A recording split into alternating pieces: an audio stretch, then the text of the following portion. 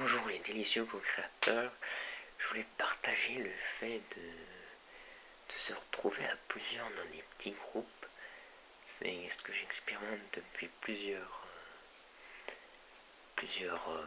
temps, jours, mois, où je me retrouve aller dans des petits groupes différents, jeunes, moins jeunes, hommes, femmes, que hommes. Et je trouve ça très très très riche. C'est vraiment une grande nourriture.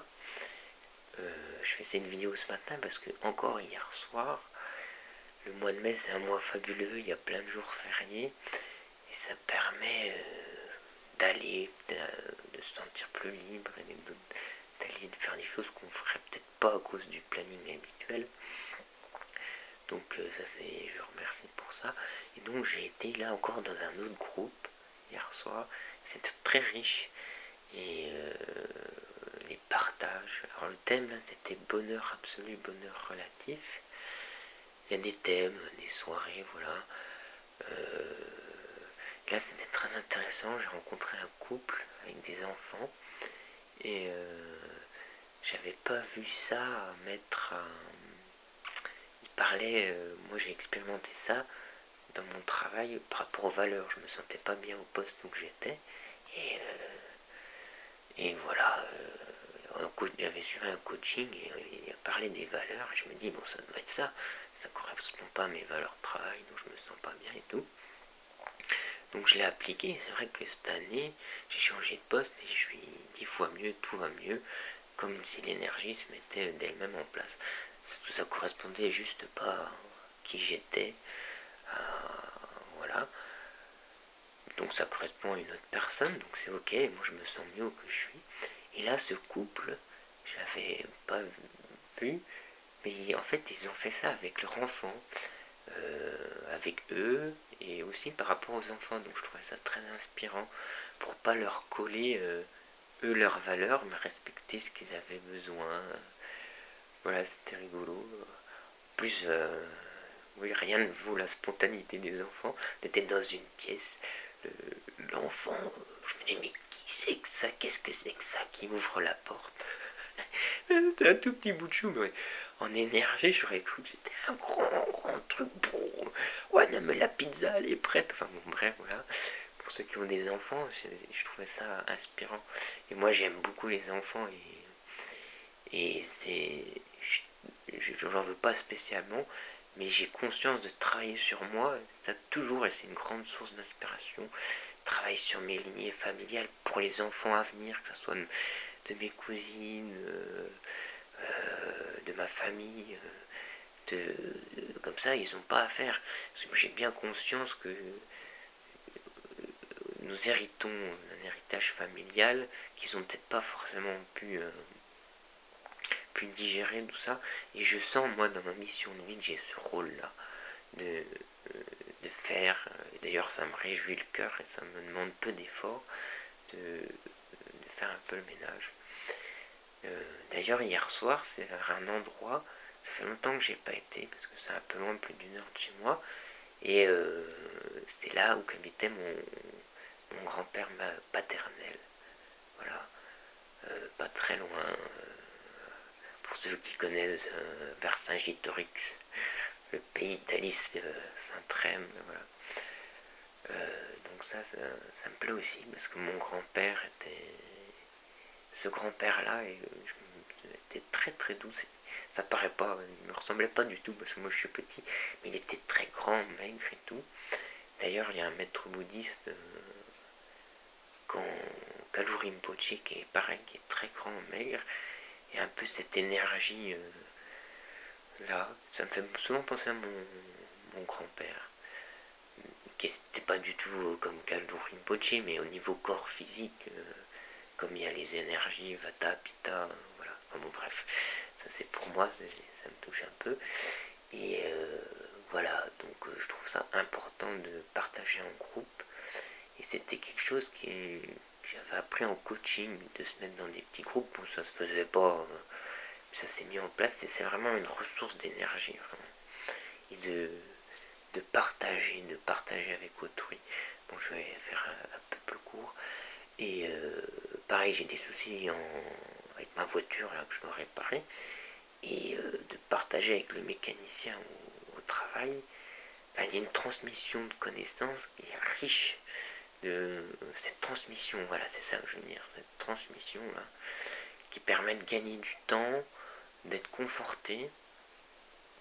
Et c'est ce que je retrouve dans ce groupe, dans ces groupes. C'est un confort. On surcharge pas la mule et on est soutenu par les aînés, mais naturellement quoi. J'adore cette fluidité alors que moi je suis quelqu'un qui était très peut-être pas à aimer être en groupe ou enfermé, moi qui aime la liberté, mais là du coup je suis ravi dans cette étape de vie. Donc voilà, cette idée de communication, de transmission d'une manière bonne, sympa, fluide, sans pression, aisée, avec gentillesse, sympathie. Et ça fait du bien, libre, sans pression. Je pense que c'est quelque chose d'important dans la famille.